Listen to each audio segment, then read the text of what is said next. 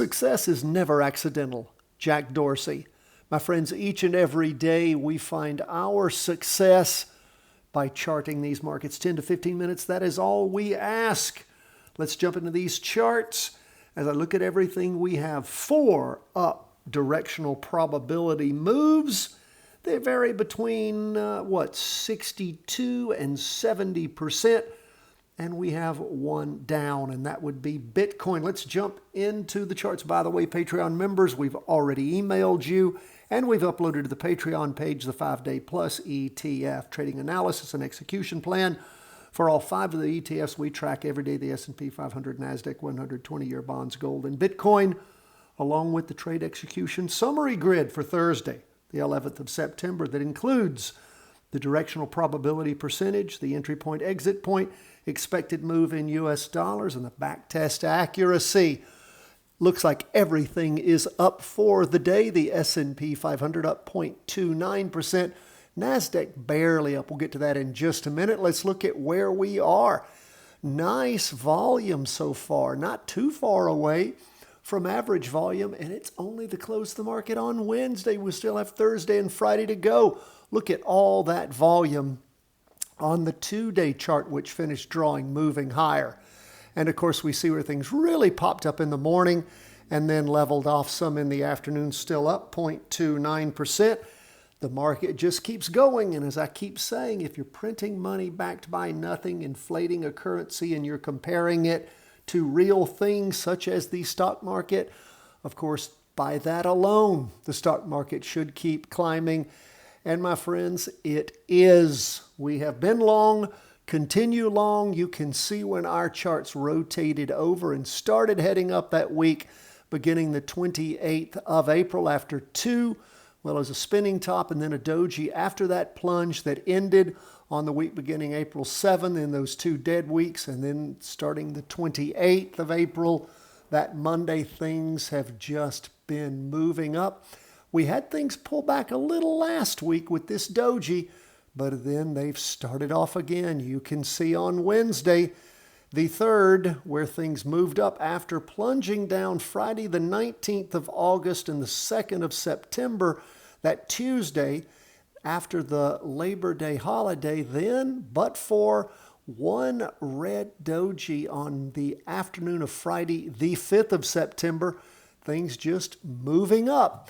Let's look at the NASDAQ. It has been weaker. We had a red doji last week after 2 prior dojis. What a strange looking chart there. And then, of course, this week moving up. The high, when we had the most recent prior high all the way back on the 11th of August, that was 583.32, 583.77. So we've gone up higher this week, and you can see, like the S&P, where things popped up in the morning, pulled back in the afternoon. At the end of the day, NASDAQ up just a mere 0.03%, but again, still up. Look at all the volume on the 2-day chart.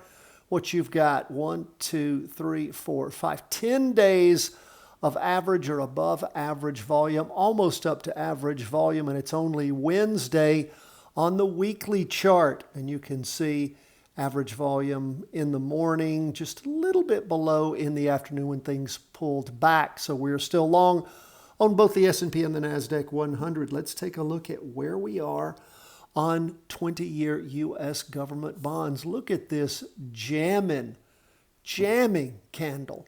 As we started the week, we're already up to average volume, and it's only Wednesday as 20-year U.S. government bonds just booming up. Now, we haven't hit the most recent interim high back on the 31st of March, but and of course, if we go all the way back, we're going to have to go back to sometime in September of last year where bonds had jammed up. Well, they are moving up for the day 0.57%.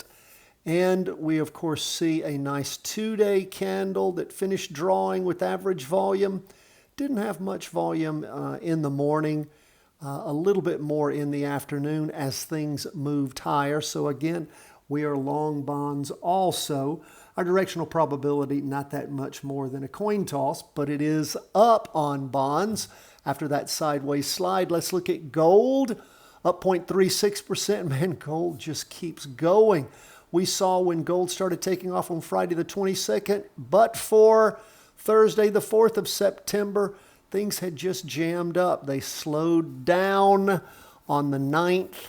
Again, green candles the whole way, but for, like I said, on the 4th of Thursday, the 4th of September, but for those two red dojis, things have just been in the green.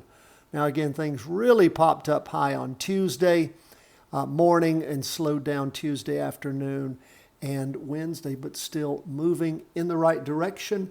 And of course, we are long gold. Lastly, we'll take a look at Bitcoin. Now, Bitcoin, of course, moved down for the prior, or at least 3 red down candles, didn't reach as low last week as that prior week. And this week, we have broken through that prior trend line going down. We have a green doji right now. Volume's decent already. Volume on the 2-day chart high as the last 2 2-day candles. So 4 days of movement clearing through that prior weekly trend line. We see where things really smashed up in the morning, not so high in the afternoon on Bitcoin. Again, decent volume on the 2-day, decent volume on the weekly. And we are right now showing still, as we run the numbers on our trading analysis and execution plan, we are still a little bit bearish, just a little more than a coin toss. But as Bitcoin, if it continues to move up, we may very well find ourselves going back bullish again. We shall sure watch. Up for the day, 2.10%. And again, if it were any of our other ETFs, we'd be going, wow, wow, wow. But, Bitcoin will give us those kind of moves and a lot more, up or down, depending on the day. That is where we are as we end the day on Wednesday. Go into Thursday. 2 more days this week of trading. So appreciate you being with us. We'd love to hear from you. If you'd like to receive my latest book, that is 3-Wave Trading Advantage. And of course, our 3-part series, Options Made Simple, The Charting Wealth Way. Just become a Patreon member at any of the 3 levels. That's the first thing you get in the welcome aboard email. God bless my friends. All the best from the whole team at Charting Wealth.